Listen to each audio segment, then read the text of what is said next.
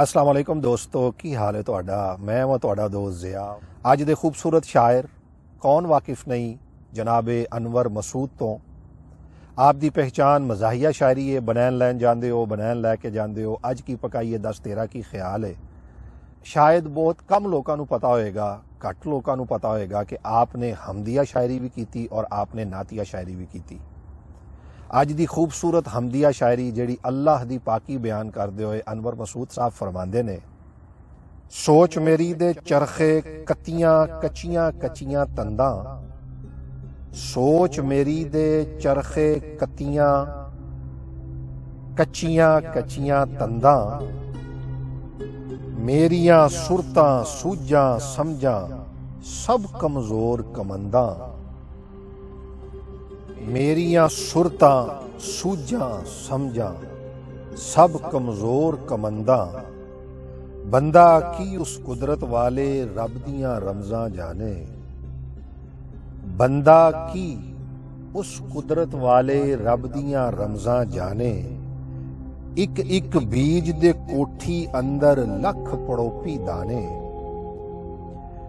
बंदा की उस कुदरत वाले रब दियां रमजां जाने, एक एक बीज दी कोठी अंदर लख पड़ोपी दाने, आप ना सोवे ना हुंगलावे।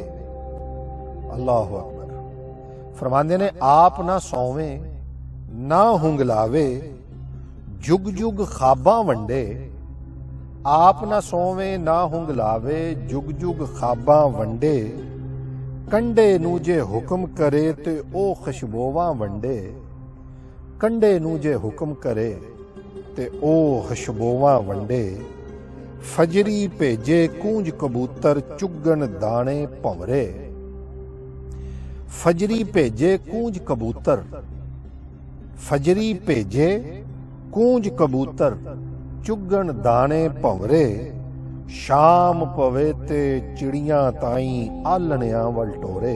वाह वाह वाह वाह वाह वाह। शाम पवे ते चिड़ियां ताई आलणियां वल टोरे, ओहो कायम दायम दाता असी फकीर निमाने, ओहो कायम दायम दाता असी फकीर निमाने, ओसे दी दरगाहों अनवर मिलदे सुखन मखाने, ओसे दी दरगाहों अनवर मिलदे सुखन मखाने, सोच मेरी दे चरखे कतियां कच्चियां कच्चियां तंदां, मेरियां सुरतां सूझां समझां सब कमजोर कमंदां, सब कमजोर कमंदां।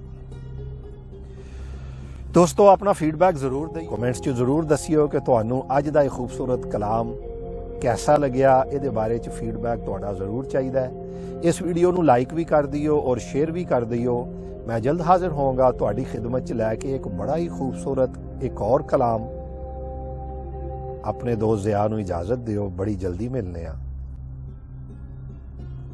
अल्लाह हाफिज।